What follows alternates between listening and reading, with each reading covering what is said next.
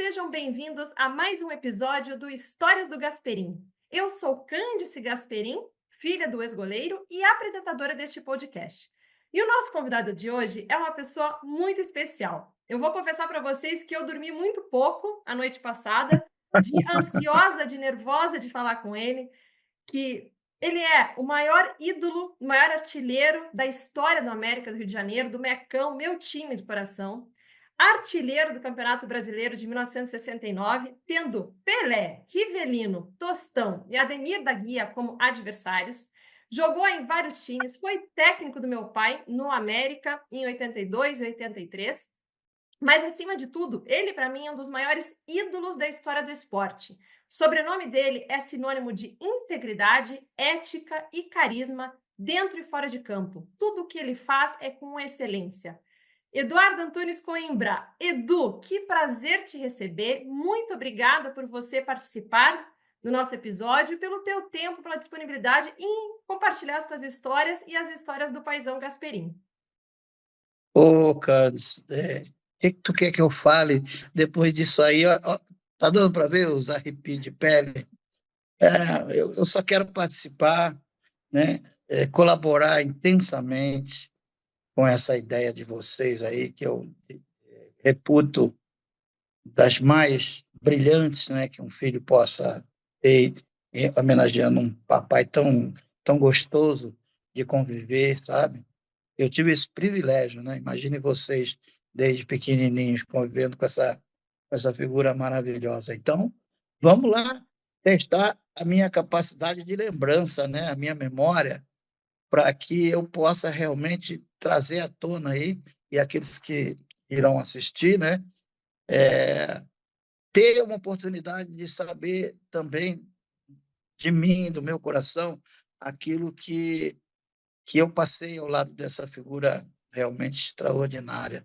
Meu querido líder, meu querido amigo Gasperim, que tanta saudade nos dá, né? Então, estou aí à sua disposição para falar sobre seu pai, para falar sobre o América, para falar sobre a minha vida, o que você desejar, eu estou à sua disposição, ok? É um Muito prazer. obrigada. Você nem calcula o prazer que eu estou aqui de estar do seu lado. E é recíproco, tenha certeza disso, né? Você é um dos meus paizões do coração, como eu chamo os amigos do pai que a gente tem tanto convívio. E E fico Edu, orgulhoso disso. Diga. obrigada. E eu não sabia que nós temos uma coisa em comum, que os nossos pais foram goleiros, né? O seu Antunes foi goleiro do Flamengo na adolescência. E vamos começar falando do velho, né? Português, de nascimento de Tondela, é o grande incentivador dos filhos em relação à chegada de todos nós, que de 5 homens, né? Quatro foram profissionais. Eu acredito que se fosse na época atual, até minha irmã iria jogar futebol. Ela disse que fazia uns golzinhos lá no Carmela Dutra, onde ela se formou.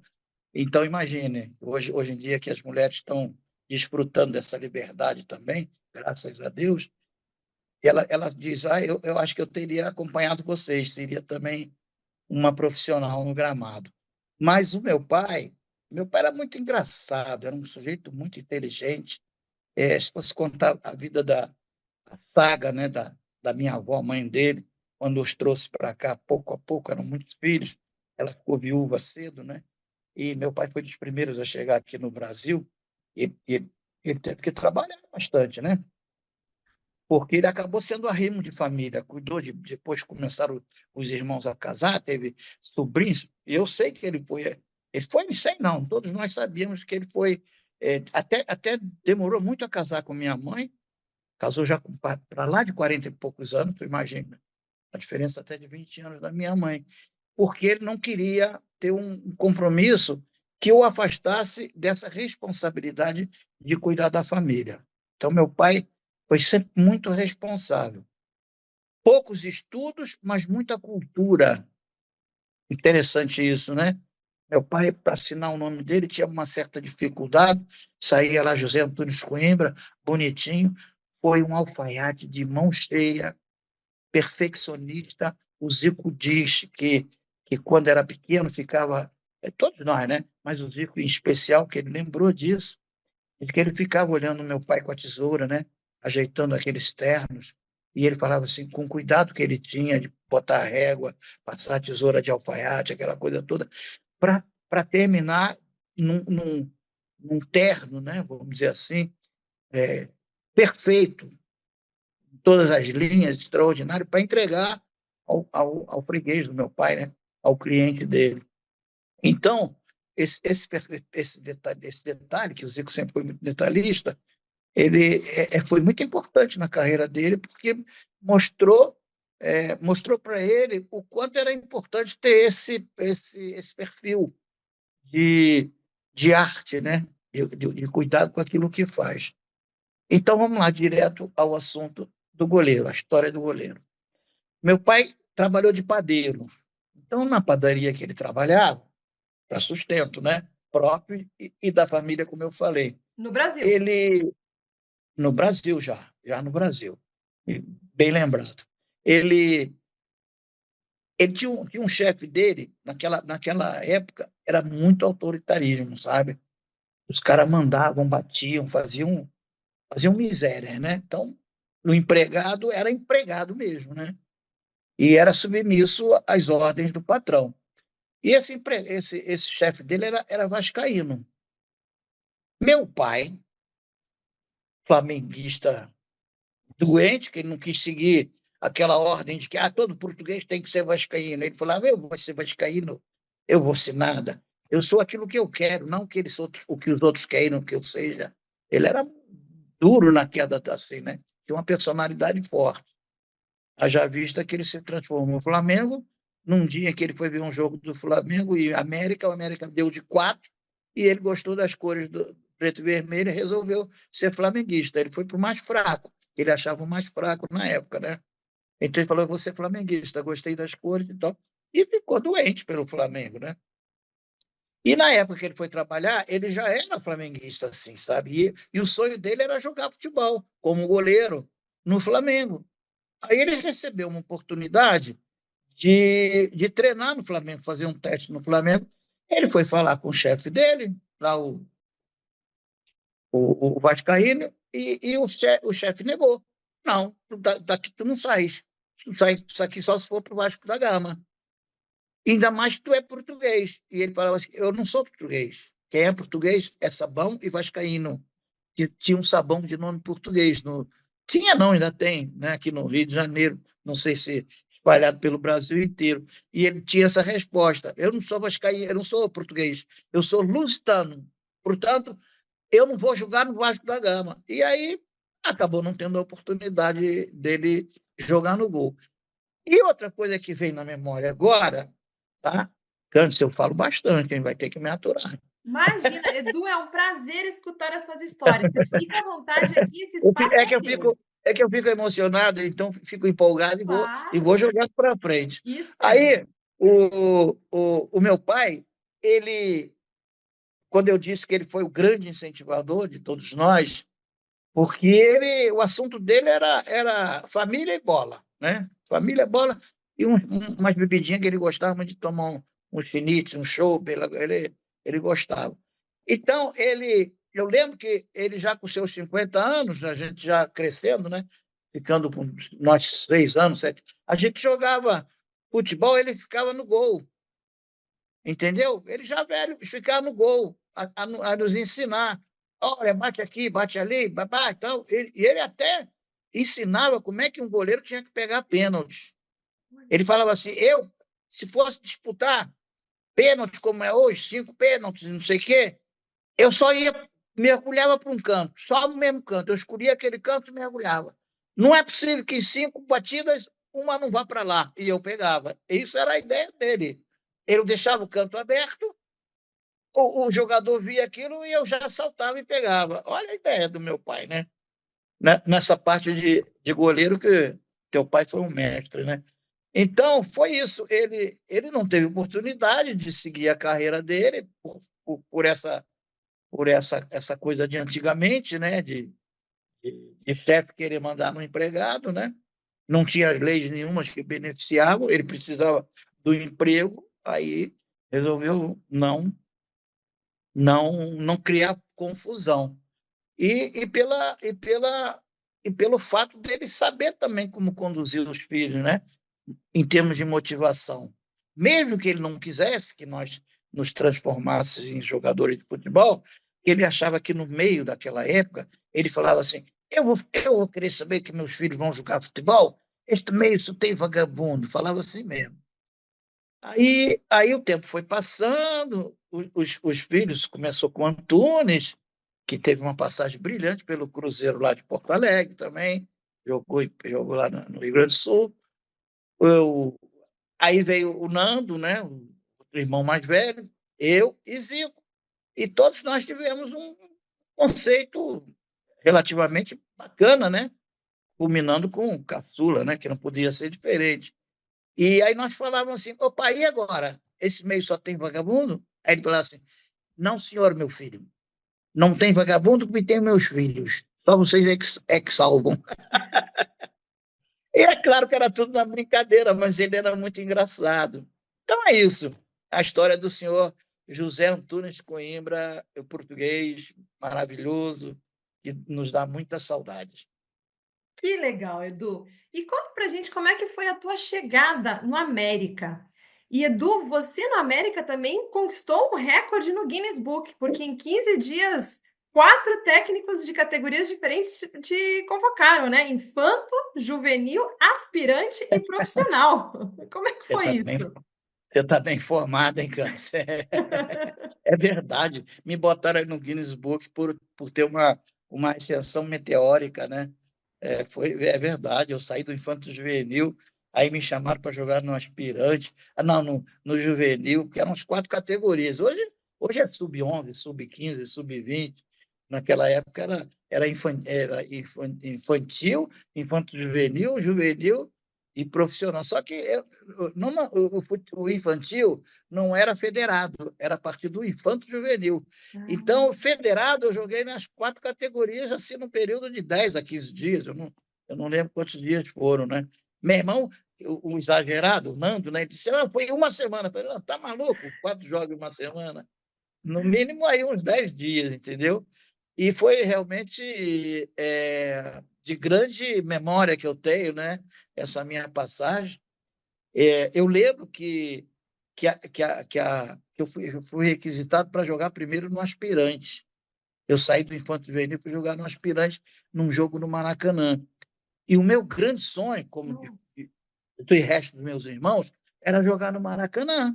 Que a gente passava de trem ali, ai meu Deus do céu, ainda vou estar ali dentro, né? E aí, o que eu queria? Que eu jogasse no Maracanã e fizesse um gol. Claro. E aconteceu, foi contra o Vasco a minha estreia no Maracanã. E nós ganhamos, e eu fiz um gol. E eu sempre digo, se a minha carreira tivesse encerrado ali, eu já estava realizado, que era o que eu queria, né? Era o meu sonho, era jogar no Maracanã e fazer gol. Coisas que um coração que tem essa, como é que eu vou te dizer? Eu sou meio metido a poeta, sabe? Talvez pela criação que eu tive, minha mãe adorava plantas, sabe? Aí eu já coloco a mãe no meio. Minha mãe tinha uma poesia impressionante em relação à natureza, o que ela cuidava. Isso vai para os filhos também, né? Não foi só o exemplo do pai em termos de futebol. Então, eu acho que todos nós temos essa maneira de encarar a vida de modo simples e natural, e justamente por isso, por a educação que nós tivemos, né? A condução que eles colocaram em termos de vida para todos nós. É muito gratificante lembrar de tudo isso. E emocionante também, né?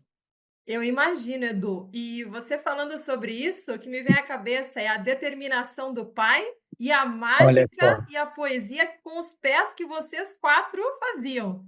Isso é muito bonito, carregar esses valores, na profissão de vocês. Não é à toa que a gente falou do teu primeiro recorde com a América, mas a família tem um segundo recorde também, que é a família no mundo com maior número de gols, não é, É, Edu? isso aí já foi provado, né? E eu até, quando eu fui falar para o Zico isso aí, já tinha tomado conhecimento, óbvio, né? Mas a gente se brinca muito, né? Aí eu falei para ele, pô, mas nós estamos com moral, hein? Eu, você, o Antunes, o Nando e tal. Não tem ninguém no mundo que tenha o maior número de gols de irmãos, né? No mundo todo. Aí ele olhou assim para mim, sabe, o Zico é muito simples, né? Aí ele olhou assim, meu irmão, eu acho que só meus 800 gols já barra eles todos. Aí eu falei, pô, tu tá tirando o meu valor, caramba, dos teus irmãos, e os meus 500 não vale nada? Aí ele, é claro que eu tô brincando. Vocês é que me ensinaram tudo isso, pô. Senão eu não alcançaria essa marca, né? É muito legal esse tipo de, sabe, de entendimento que a gente tem dessa harmonia. Sempre foi assim, graças a Deus. Um diferente do outro, não tem ninguém assim que seja igual, né? Em termos de escolha de vida, para casar, para não sei o quê. Apesar de que o Zico, acho que sempre me imitou em tudo, inclusive para casar, que ele foi pegar a irmã da minha, né? Eu digo isso para ele, pô, até nisso tu foi me imitar, caramba. Aí ele falou, eu escolhi bem, né? Imitei bem. Eu falei, tá certo, tá errado, não. Muito legal lembrar de tudo isso, lembrar da infância. E eu fico assim, dentro de mim, imaginando, né? É, dentro desse quadro que você tá aí me usando, né? E eu estou tendo o maior prazer, o quanto de coisa bonita vem dentro de você, dos seus irmãos, né? Em relação ao seu papai.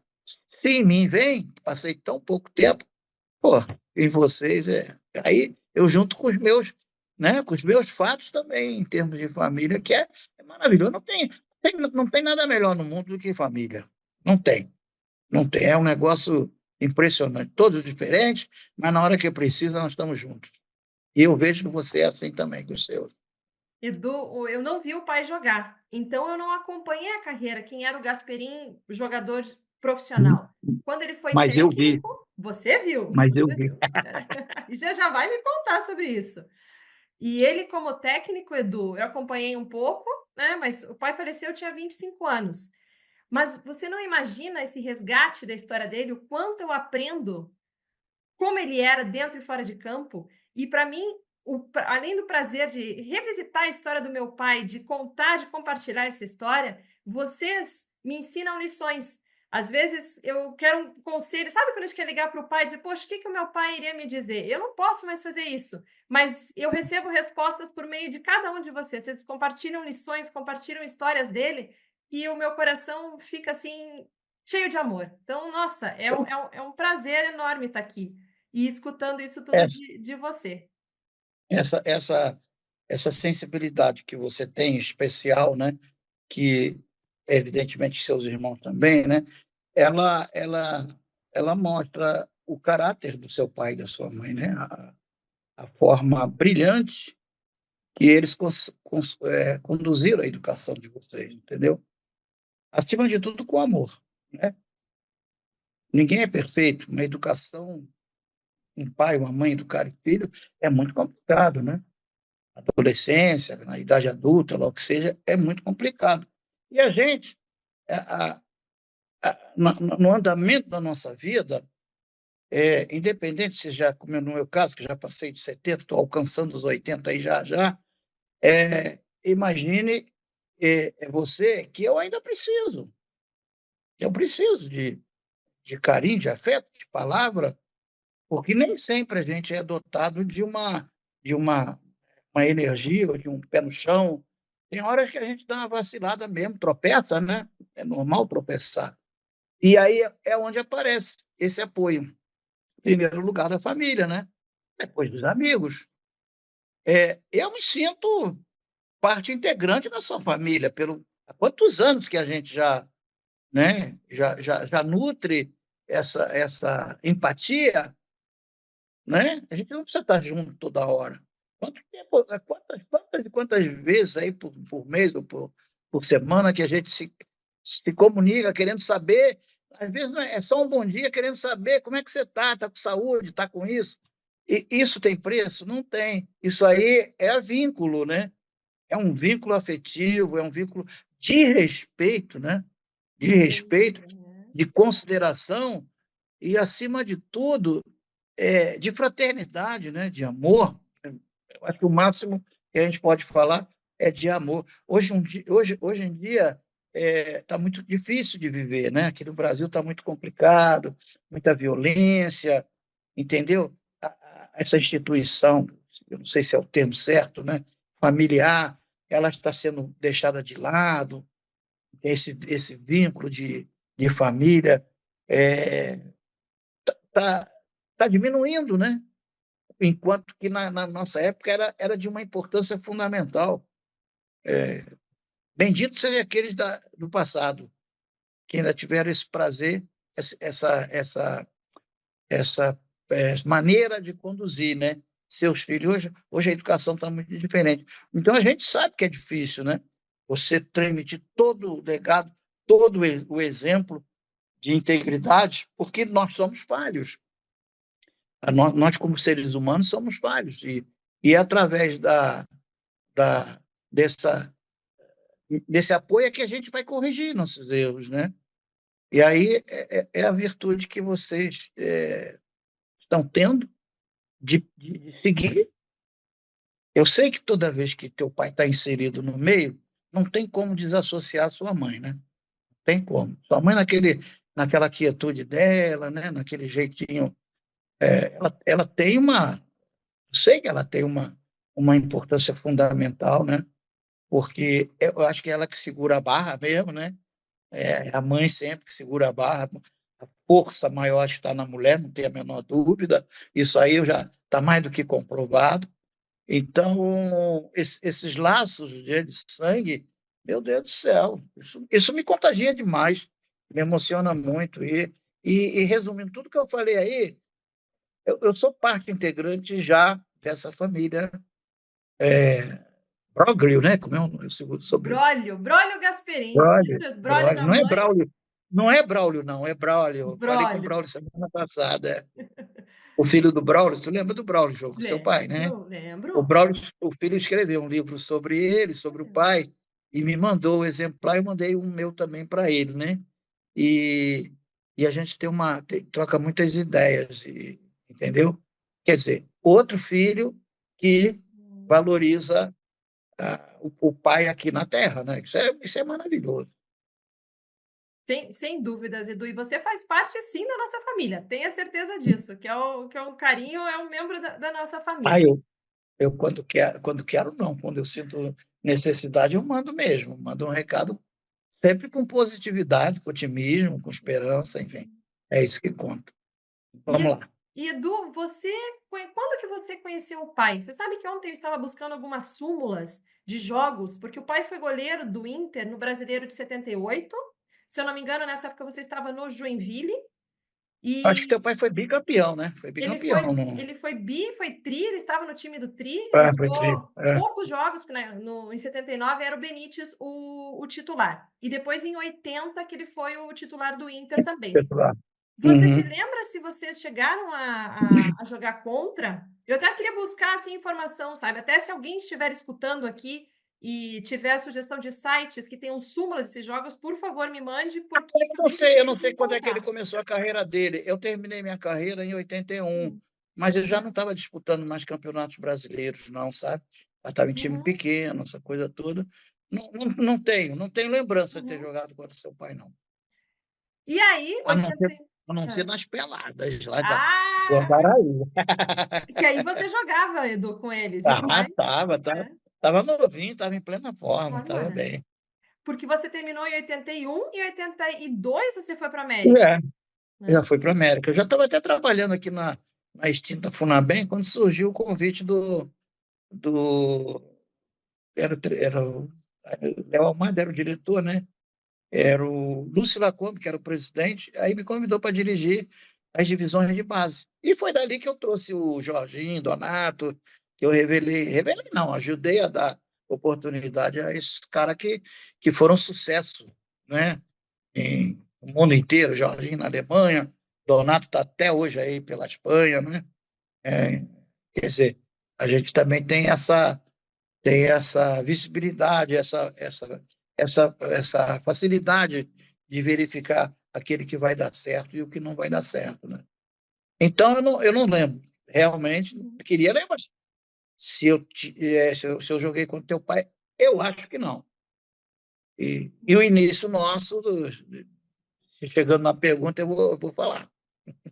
E é o que eu queria te perguntar, né? Como é que foi, então, quando você chegou na América e encontrou o Paizão Gasperim no gol? Como é que era o estilo dele de jogo? Como que ele se encaixava na tua filosofia também de jogo? E como é que era o convívio com ele?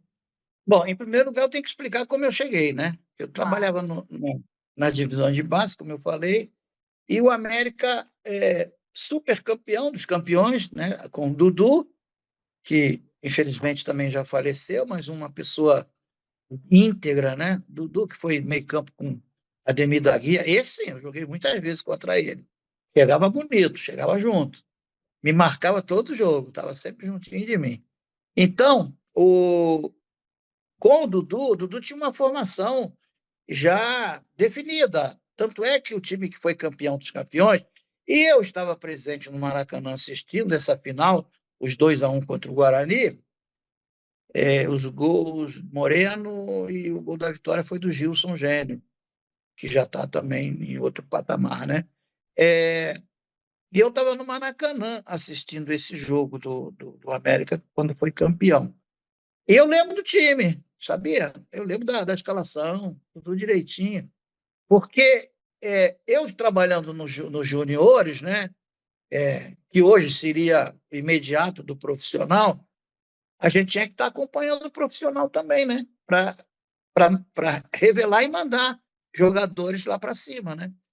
Então eu lembro, foi o Gasperini, Chiquinho, o, a zaga foi Duílio, Everaldo, Zé Dilson jogou na lateral esquerda, e ele não era, quem era o Ayrton, né? Parecido Ayrton.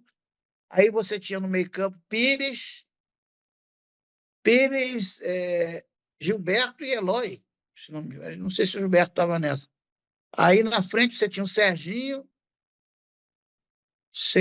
Moreno e Gilson. E eu lembro que teve duas substituições.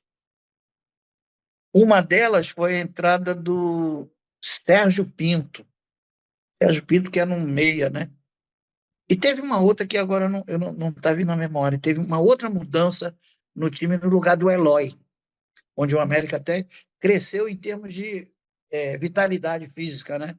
E foi ali que o América acabou conquistando esse título tão importante na história, talvez o maior de todos, né? Aí veio o campeonato carioca, o América saiu perdendo para o Botafogo. Era a Taça Rio de Janeiro. E resolveram, não sei se foi a pedido do próprio Dudu ou se foi do América, resolveram mudar a comissão técnica. E me convidaram. Eu novinho, né? Na profissão e tal, mas eu já tinha uma experiência de comando na própria Funabem, que eu trabalhava com os garotos, não vou dizer de alta criminalidade, mas garotos com necessidade de futebol e de educação. E ali eu aprendi muito sobre isso, né? Sobre o comportamento de um líder. E eu já me sentia preparado. Aí, quando eu recebi o convite do Léo Amada, o presidente estava muito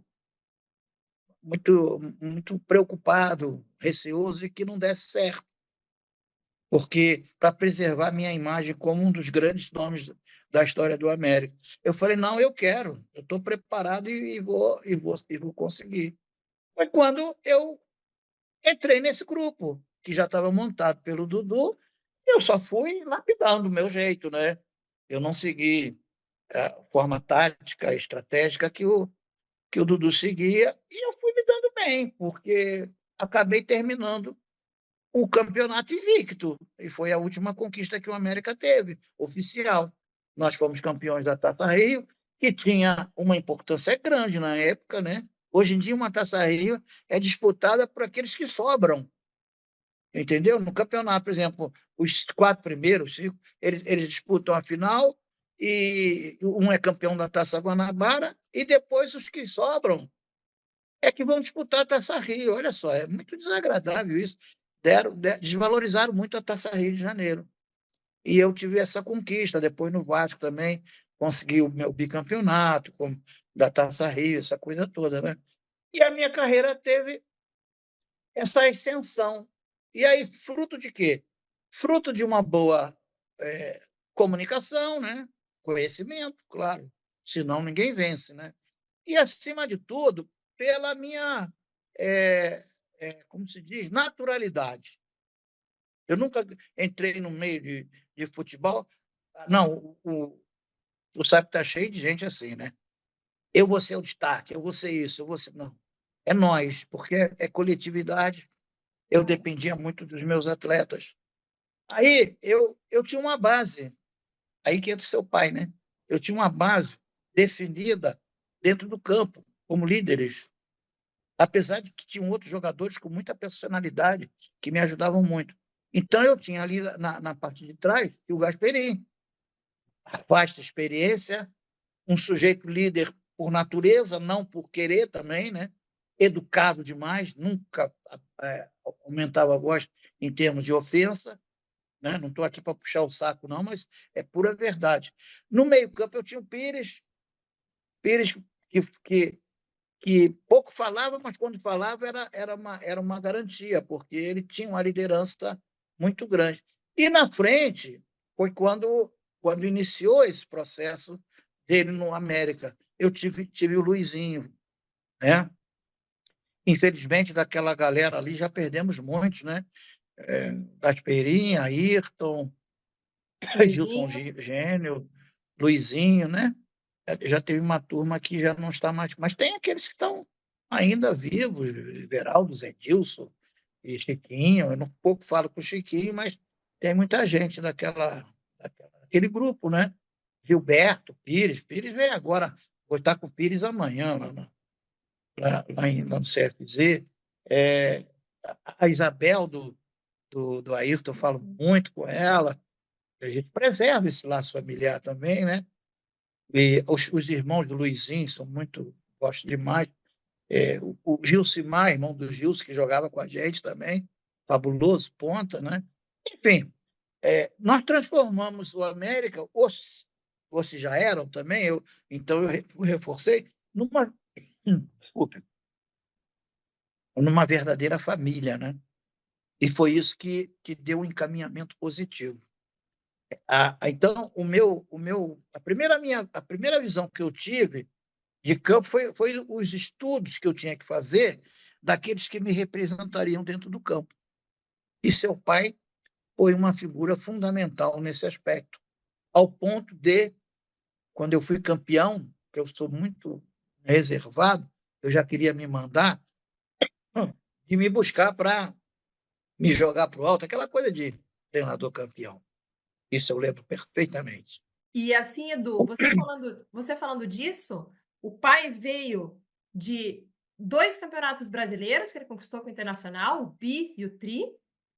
Teve uma passagem de jogar Libertadores, uma final de Libertadores, depois no Cruzeiro, e aí ele chega na América, conquista esse título, assim, era a maturidade dele dentro e fora de campo. E o pai, quando você fala assim que ele era um líder, eu, obviamente, nunca vi nenhuma imagem disso, na época nós não tínhamos celular para gravar, mas eu sempre escuto de algumas pessoas falando que no vestiário, antes, aquele momento que os jogadores estão juntos, antes de entrar em campo, ele fazia discursos muito fortes, aquilo era nato dele, né? Então ele colocava uma motivação, uma positividade muito grande nos jogadores antes do jogo. Então o pessoal entrava assim já preparado, queriam vencer sim ou sim, né? Quando foi para o América, ele já tinha um cabedal de conhecimentos, né, muito grande sobre grupo, né, já tinha conquistas. Eu acho que futebol, você tem que escolher campeões. Não adianta você escolher a fera. Ah, a fera, o cara é bom, o cara é craque. Foi campeão aonde? Em lugar nenhum. O que, o que conta é o currículo. Então, o currículo do seu pai era muito vasto nesse aspecto. Ele tinha que ser. Ele não, em determinados momentos, ele chegou a ser capitão, sim, se não me falha a memória. É, eu acho que ele era o capitão do time, verdadeiramente. Comigo também, né? Ser com o Dudu. E por esse motivo, né? dele ter essa supremacia histórica, né, em relação aos demais. As conquistas que ele tinha obtido já falavam por si só, né?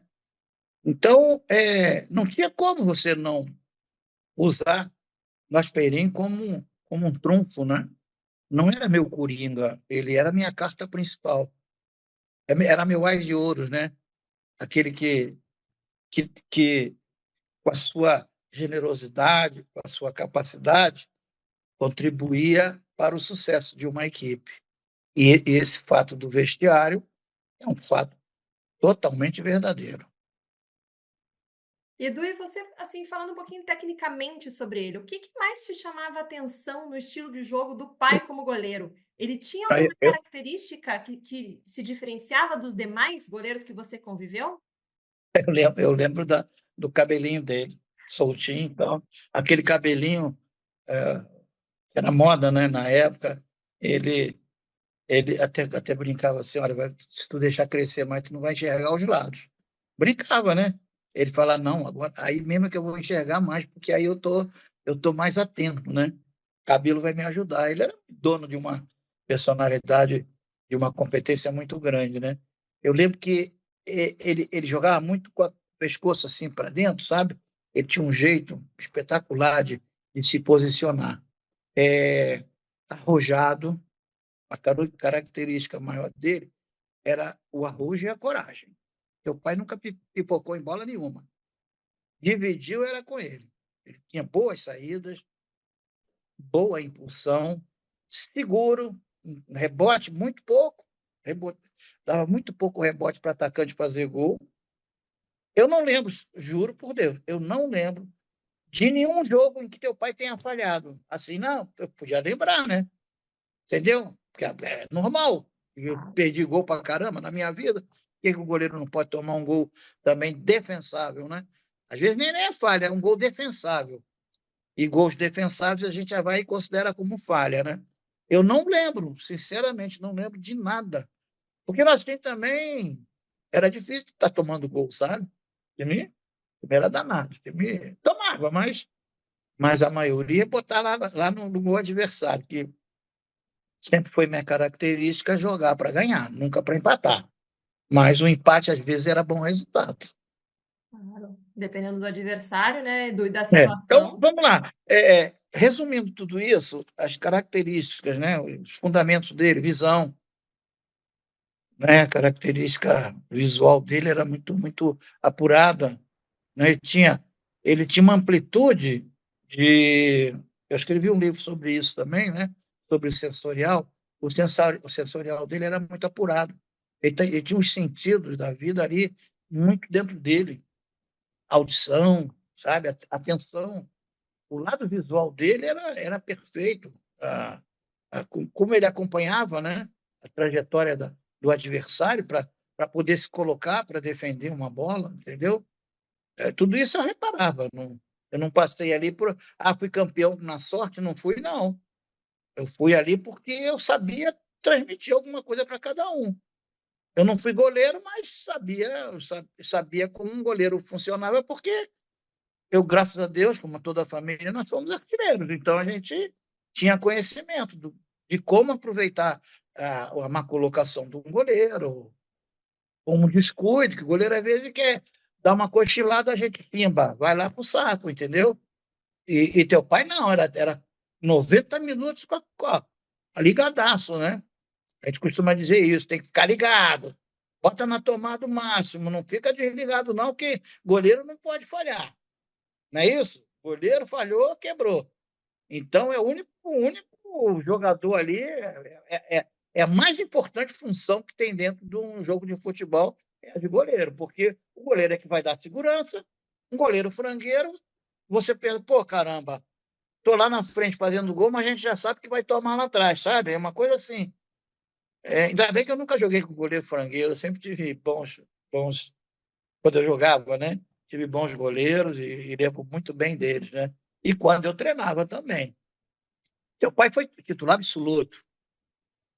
Não lembro de ter colocado outro goleiro para jogar na minha época, né? Tinha o Chico, tinha. Não lembro, não lembro. Não sei se tu lembra dessa época do, dos outros goleiros que nós tínhamos lá. Mas ele foi titular absoluto em todos os jogos, para tu ver a qualidade do seu pai. E Edu, falando um pouquinho também do treinamento, como você comentou, a gente sabe que o goleiro ele treina diferente, né? Como era a preparação dos goleiros na tua época como treinador? Nós tínhamos um específico.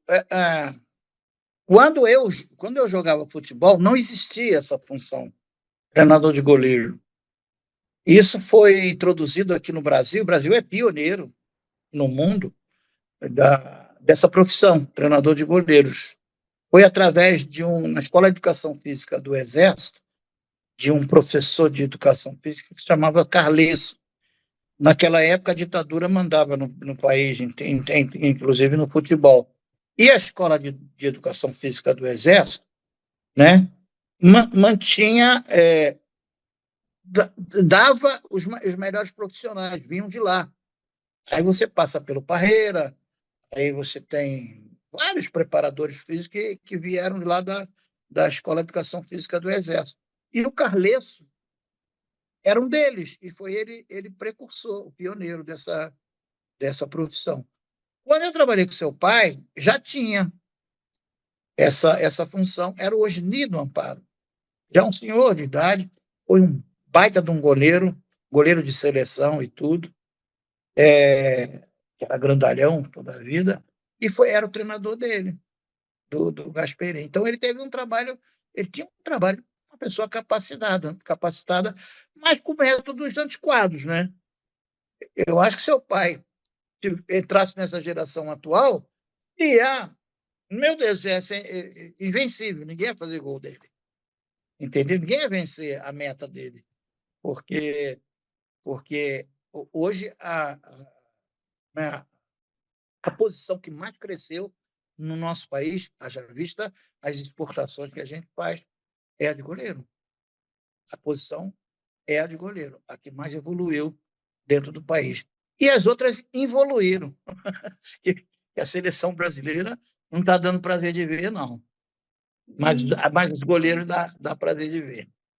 E Edu, o pai tinha assim uma vontade muito grande de treinar, né? Ele era o primeiro a chegar, o último a sair. Nossa, E, suava a camisa.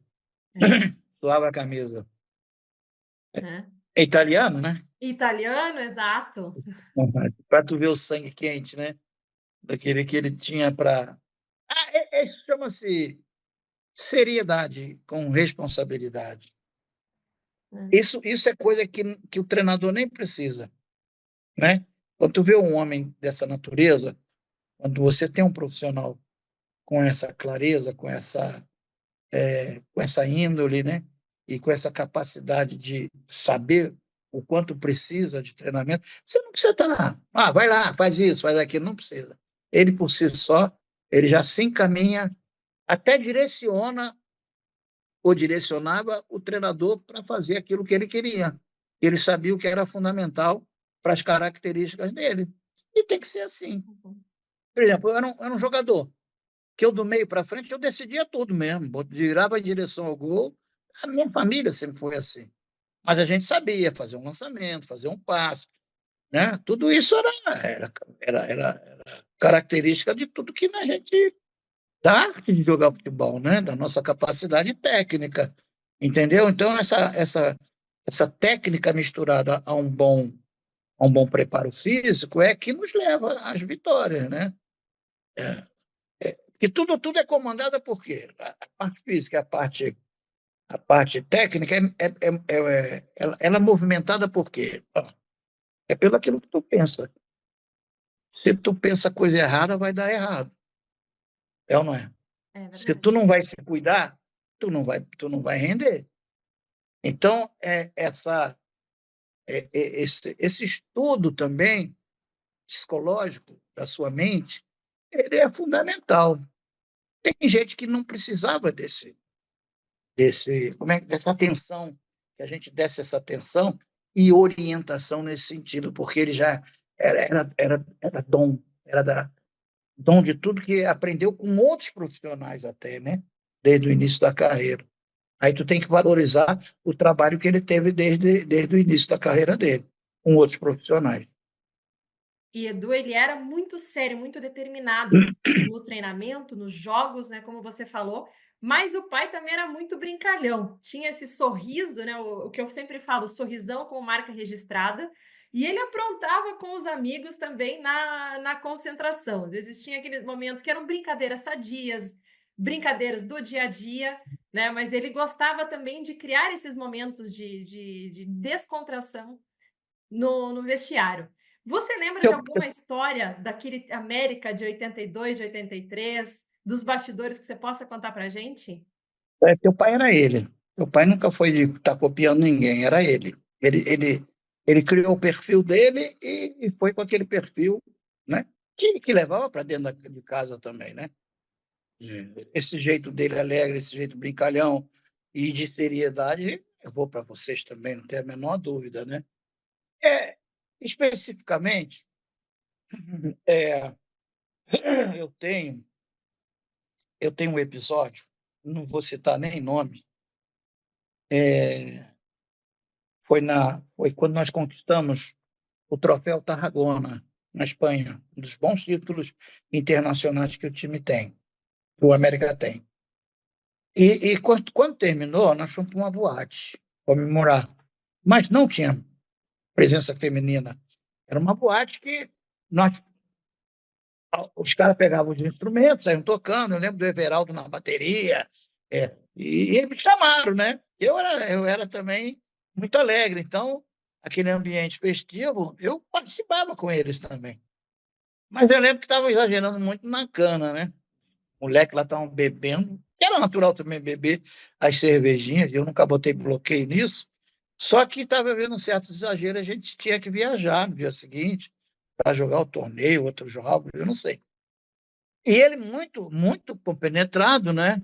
é, Coisa, ele entrou lá na sala e não que tenha terminado, não, mas eu vi que ele foi de ouvido em ouvido, conversando. Você sabe que aquele ambiente já de esporro, sabe, daquela coisa, aquela coisa alegre, foi diminuindo, mas não no sentido de tirar alegria, mas de compenetrar, dar consciência de que a jornada ia continuar. Ali, não estava acabado ali. Você vê a visão que ele tinha, né? Isso ficou também marcado pela, pela a capacidade que ele tinha de pensar no futuro. O futuro era importante para nós, né? Tinha mais jogos, tinha mais. Eram jogos amistosos, eram torneios e tal, né? Mas qualquer partida está valendo, né?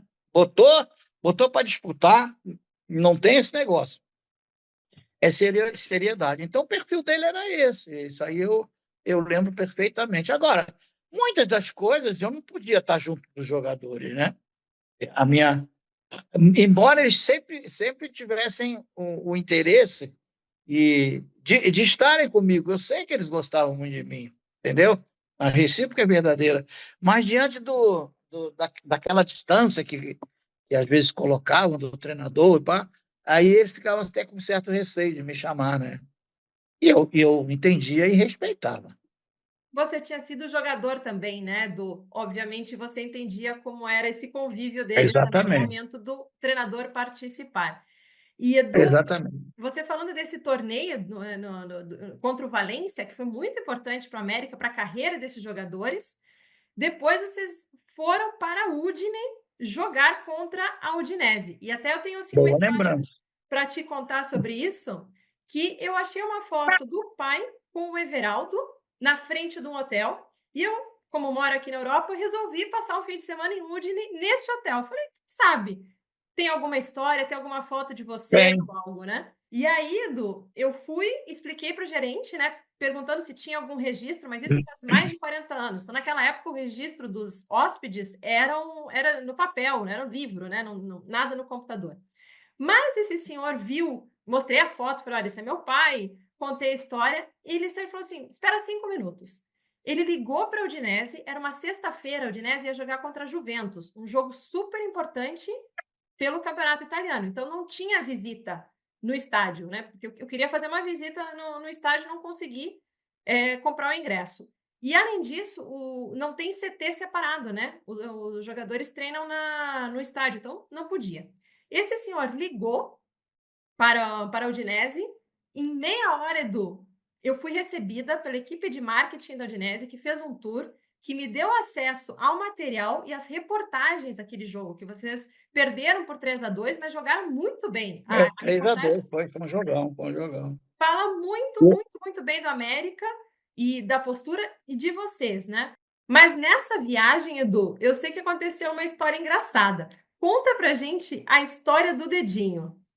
Bom, eu tenho uma famazinha dos meus dedinhos, sabe? Dedinho onde é que eu mexo, é, dá um efeito contrário, sabe? Por exemplo, se eu estou aqui no computador, estou aqui do lado, estou conversando contigo, meu computador está aqui na frente. Se ele estiver ligado e eu me começar a mexer, se eu bobear, eu teco alguma coisa errada, aí aquela porreira está todinha. Então tem essa fama, onde eu toco, sai da frente. Então eu sou capaz de eliminar um planeta, né? Uma planeta Terra, na hora de botar o botão, aperto o botão errado e bomba atômica, entendeu? Tem essa fama. Bom, nós estávamos hospedados nesse hotel que você foi, o Zico estava lá. Ele estava chegando na Itália e estava hospedado nesse mesmo hotel. Na época, o nosso supervisor era quase que um poliglota, Abhauser, né?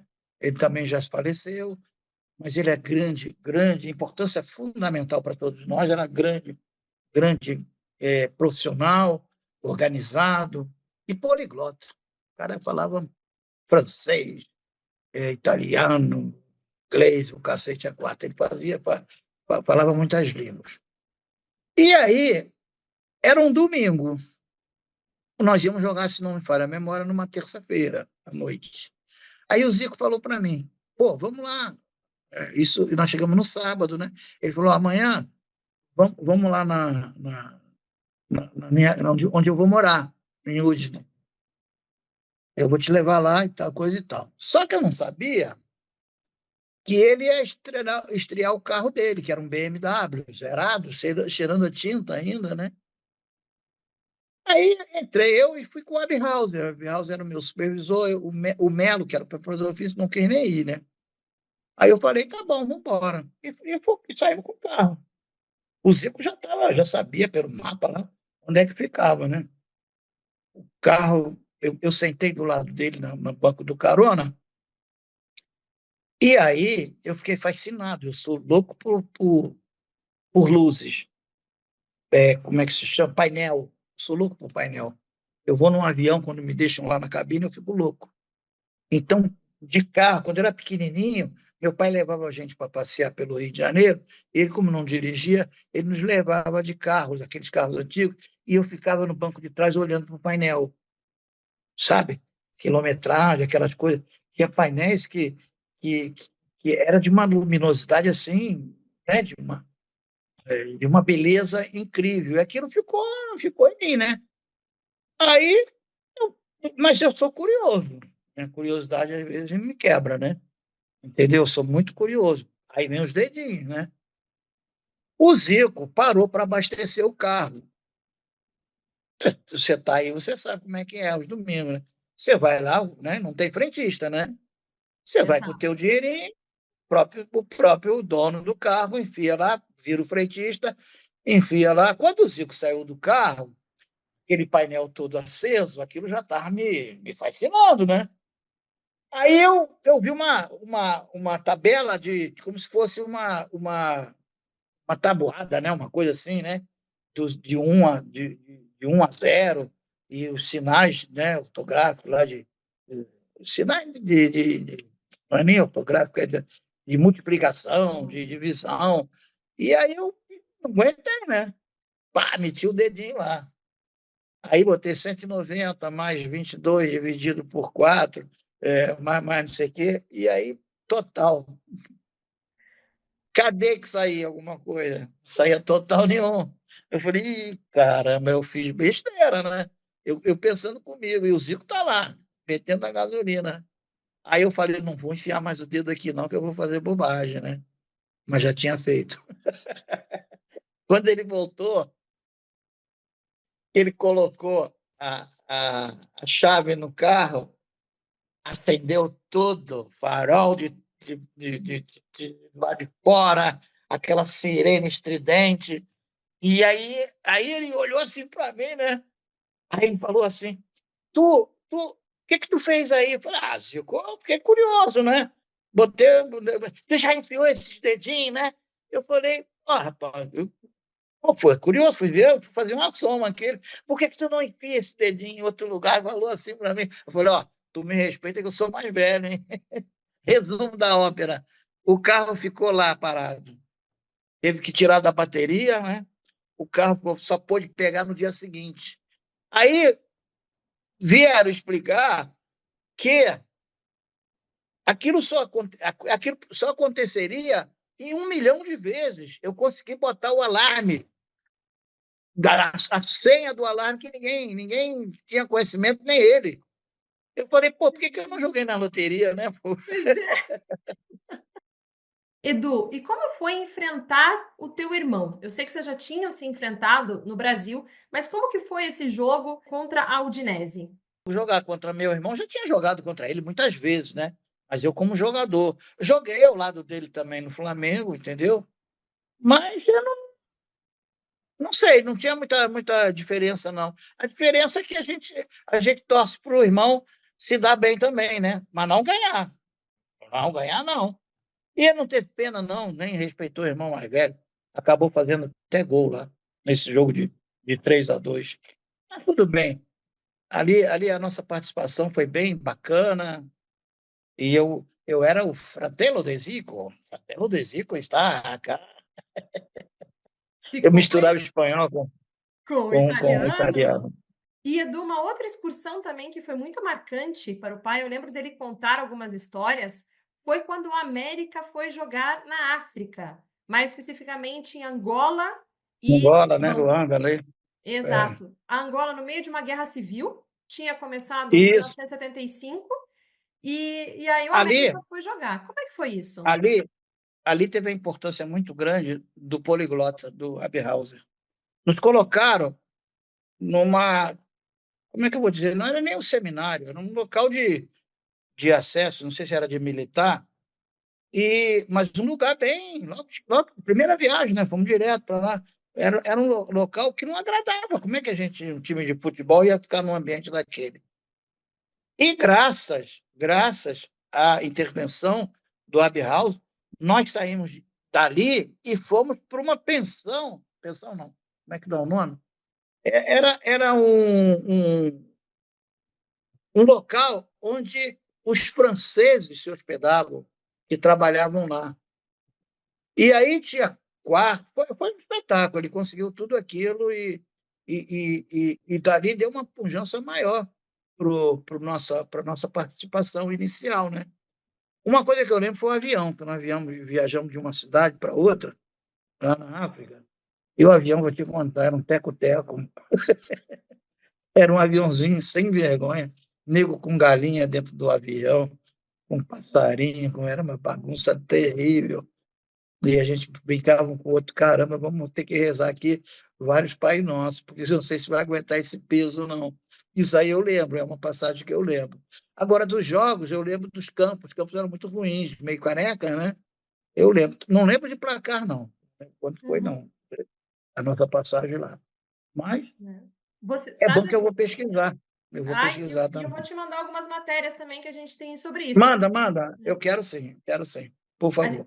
O Dudu me contou ontem, Dudu, meu irmão, que o pai falava que nos jogos ele não se movimentava tanto quando ele escutava os aviões, porque era meio de uma guerra civil, os aviões voavam baixo, então ele, com medo, receoso, ficava mais perto da trave, né? Porque Na era uma época tinha, situação difícil ali. Na época tinha o toque de recolher, né? Você não podia É. ficar na rua até 10, 11 horas da noite. Então a gente também estava né, com esse propósito de respeitar o que estava se passando, né? Era a conquista da independência deles lá, já tinha conquistado, porque todos eles eram possessão portuguesa, né? E a vantagem era a língua, né, para nós, falar a mesma língua. E eu lembro que a gente participou de banquetes, os caras comiam com a mão, sabe? Igual árabe também. É, aquilo choca, né?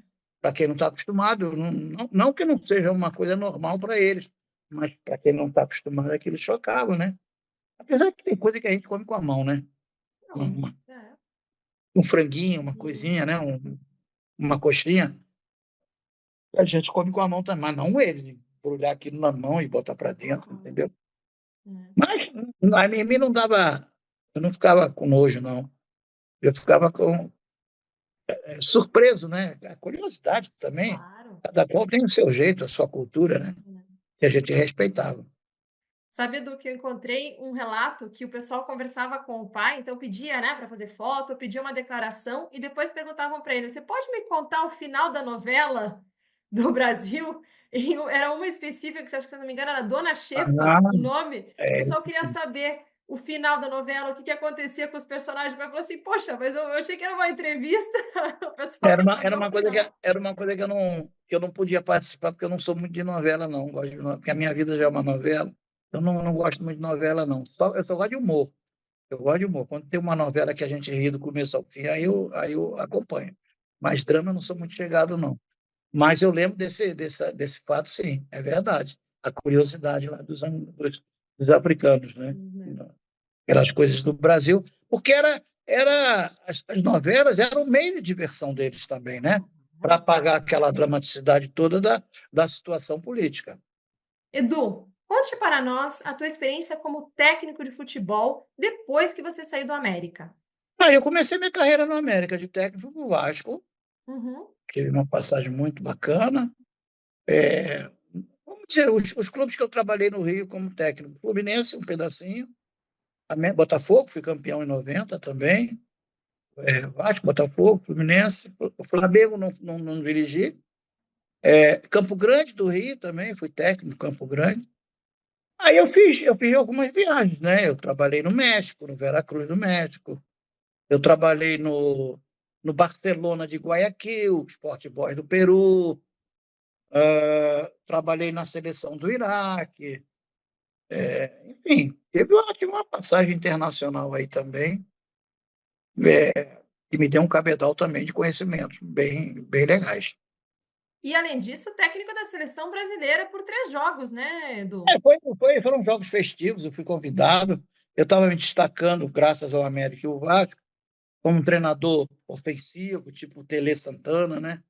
E o presidente, ele tinha sido meu presidente no América, então ele, para me premiar, ele me deu essa oportunidade, que está no currículo, né? Foram 3 jogos, uma vitória, uma derrota e um empate. Ou seja, passei de ano, né? Nota 5. Não, e com seleções, se eu não me engano, era Inglaterra, Argentina e Perdemos, Uruguai. perdemos para a Inglaterra de 2-0 no Maracanã, empatamos com a Argentina 0 Uhum. a 0 no Morumbi, se não me falha a memória, e ganhamos do Uruguai em Curitiba. Tá vendo? Curitiba? É. Sempre, sempre me valorizando, me dando sorte. É uma cidade que você gosta muito, né, Edu? Pela tua experiência Muito, como jogador e como muito, técnico. muito. Essa semana eu conversei com o Caxias, com um jogador, que eu não deve lembrar dele, né? Sim, ele jogou com o Caxias, pai também. isso, Caxias, o Hidalgo, que é lá aquela turma toda. Eu estive lá agora. Eu fui no encontro dos ex-jogadores do Colorado, passei 2 dias lá, maravilhoso. Estive com o Levi Cooper, nossa, com o Buião. Puta, matei a saudade daquela gente, né? E aí, eu conversando semana com o Caxias, falei assim, porra, Caxias, era a única cidade, né, que eu trocava para morar pelo Rio de Janeiro, né? Trocava, era Curitiba. Eu morava aí tranquilo. Ele falou: vem para cá que não falta emprego para você. Até público, você não precisa mais trabalhar no futebol, não, que a gente arruma para você trabalhar. Olha só. Tu sabe que isso aí me aguçou? Eu falei: caramba, eu vou, hein? Olha, Falei para ele: Edu, não fica falando muito, não, que eu vou, hein? e olha Eu que você é gosto um bom demais. líder. Aquele aquele friozinho me dá saudade, sabe? Curitiba, meus filhos, né, foram para aí quando eu jogava, eles eram pequenininhos, tivemos uma vida saudável, eu com a Sueli, foi espetacular. Eu morava ali no Passeio Público, né, de frente para o zoológico ali, então, Carlos Vasconcelos, se não me falha a memória, perto do Círculo Militar, então a gente usufruía muito, condução da família ali, né, os lazeres, criança precisa disso, né, muito parque de diversão, então tem muita lembrança, total lembrança fora as conquistas, né, profissionais. Edu, minha última pergunta para você. Vai. Que conselho você daria para hoje os jovens que querem ser jogadores de futebol? Ai, meu Deus do céu, eu teria que apanhar não só os meus conselhos, teria que captar conselhos de outras figuras, né, que desempenharam com lealdade, com simplicidade. Futebol é muito simples de se jogar. E, acima de tudo, com criatividade. Então, eu acho que, como em tudo na vida, você tendo ideias, sonhos, né? Muita gente fala, basta sonhar. Não, não basta sonhar, não. Sonhar é importante, mas o realizar requer uma etapa diferenciada, né? Para você atingir o seu objetivo. Então, é perseverança, né? Perseverança, fé, fé na sua capacidade, entendeu? E quem é religioso que tenha fé em Deus, em fé onde vai transferir toda essa energia para dentro de você, né? Mas o fundamental de tudo é saber que quando você vai entrar na escolha de uma profissão, o fundamental, o que é? Saber, não, eu sou capaz.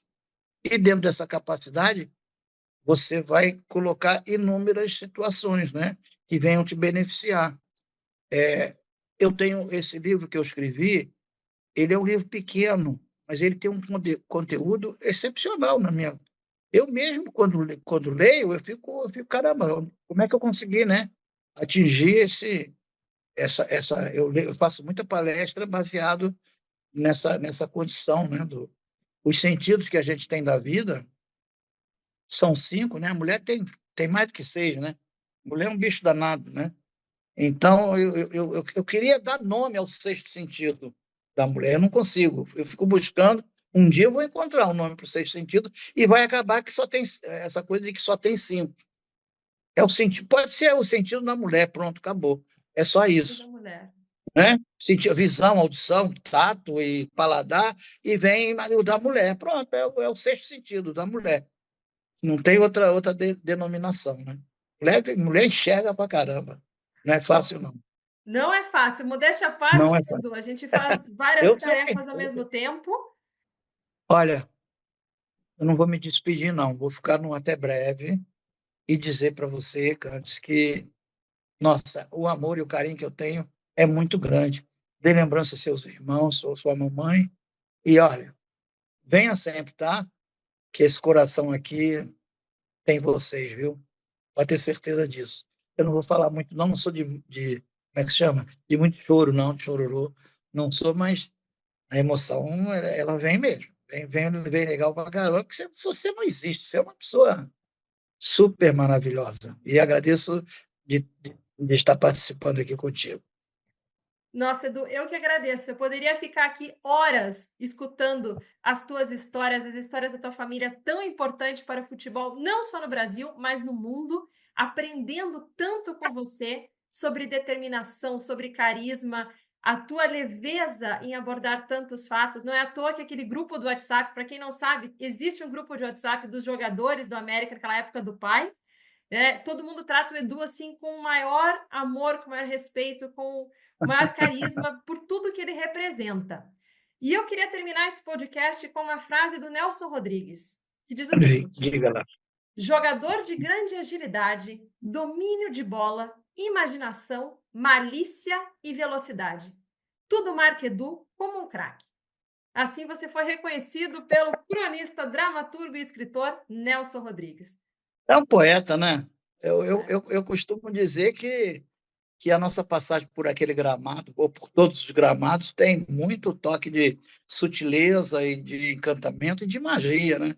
Eu escrevi um textozinho, que se transformou até numa poesia, sobre a felicidade que a grama tinha de receber os pés do meu irmão, sabe? A magia que ele tinha dentro do campo. E aí eu comecei a contar, né, todo o malabarismo que ele tinha, toda a arte da bola. A bola se encantava com ele, a bola pedia para estar no pé dele, sabe? Eu dava vida aos objetos inanimados, justamente para valorizar essa capacidade, esse discernimento e essa genialidade que meu irmão tinha. Aí, no final, eu conto assim: puxa vida, depois de ver tudo isso, de acompanhar tudo isso, eu acordei e olhei para o chão, a minha chuteira estava lá direitinha na beira da cama. Quer dizer, eu estava sonhando, né? Estava sonhando ao mesmo tempo que eu estava escrevendo, né? Porra, um negócio assim fantástico. E aí, de Nelson Rodrigues, para culminar nessa nossa historinha de hoje, que não vai ficar só nisso, né? Me dá muito orgulho, muita satisfação. Um grande beijo para você, para sua família. Tá bom? Muito obrigada, Edu. A gente que agradece mais uma vez o carinho que você sempre tratou o pai, que nos trata. Como eu falei no início, você faz parte da nossa família. Obrigada pelas lições de hoje e você mora no nosso coração. E obrigada a todos que nos acompanharam aqui. Grande abraço para todos.